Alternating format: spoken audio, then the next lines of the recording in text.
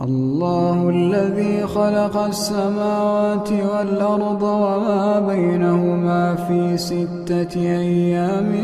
ثم استوى على العرش ما لكم من دونه من ولي ولا شفيع